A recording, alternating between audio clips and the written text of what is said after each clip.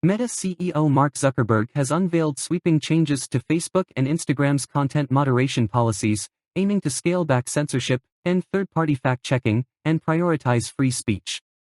The overhaul includes adopting a community-driven approach to content oversight, relocating moderation teams to Texas, and collaborating with former President Donald Trump to challenge global censorship trends.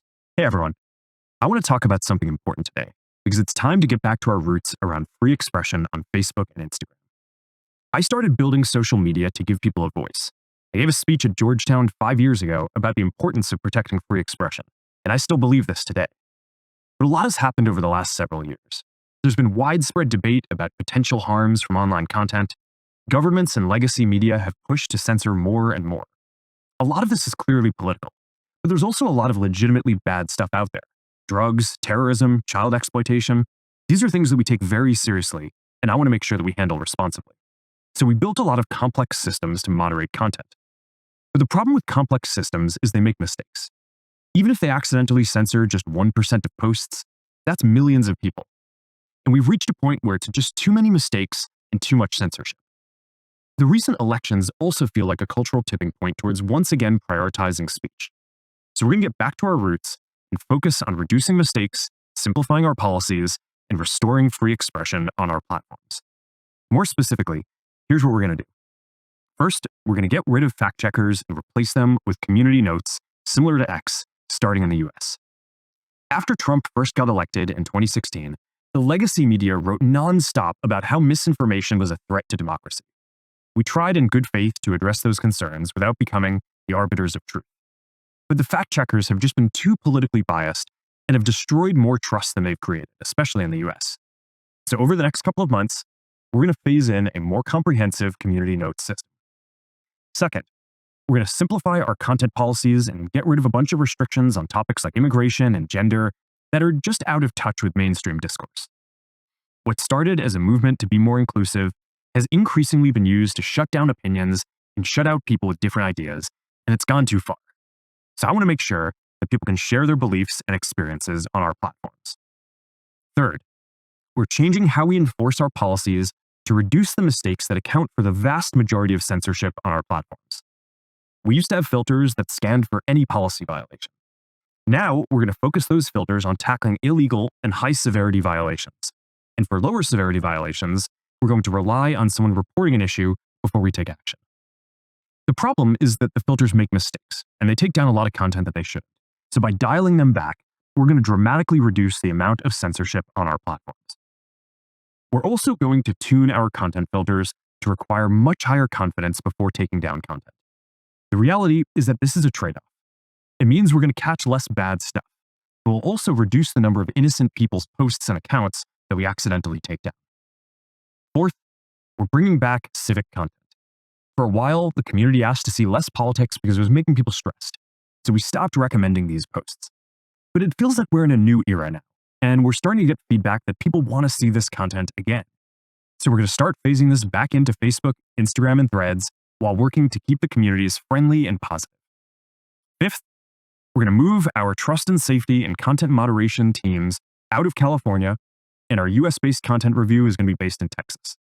As we work to promote free expression, I think that it will help us build trust to do this work in places where there is less concern about the bias of our teams. Finally, we're going to work with President Trump to push back on governments around the world that are going after American companies and pushing to censor more. The US has the strongest constitutional protections for free expression in the world. Europe has an ever-increasing number of laws institutionalizing censorship and making it difficult to build anything innovative there. Latin American countries have secret courts that can order companies to quietly take things down. China has censored our apps from even working in the country. The only way that we can push back on this global trend is with the support of the US government. And that's why it's been so difficult over the past 4 years when even the US government has pushed for censorship. By going after us and other American companies, it has emboldened other governments to go even further. But now we have the opportunity to restore free expression, and I am excited to take it. It'll take time to get this right, and these are complex systems. They're never going to be perfect. There's also a lot of illegal stuff that we still need to work very hard to remove. But the bottom line is that after years of having our content moderation work focus primarily on removing content, it is time to focus on reducing mistakes, simplifying our systems, getting back to our roots about giving people voice. I'm looking forward to this next chapter. Stay good out there, and more to come soon.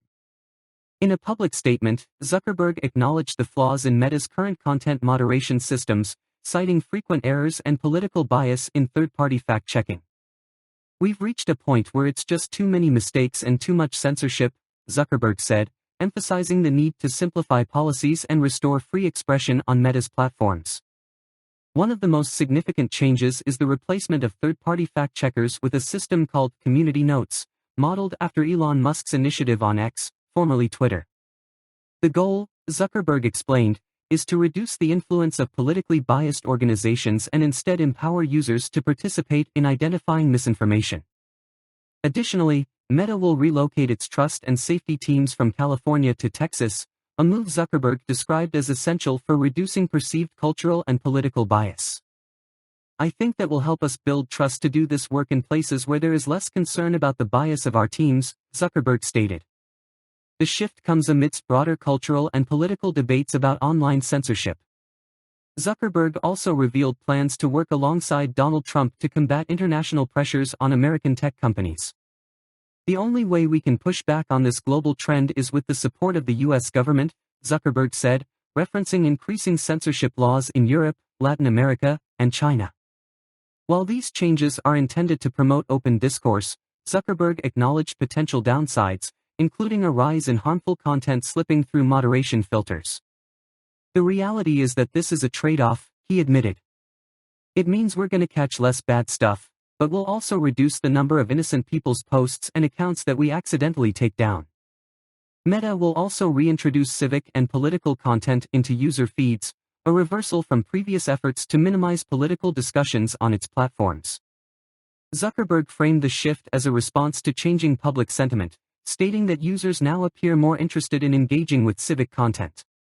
The rollout of Community Notes and other policy changes is expected to take place over the coming months, marking a significant ideological and operational shift for one of the world's largest social media conglomerates.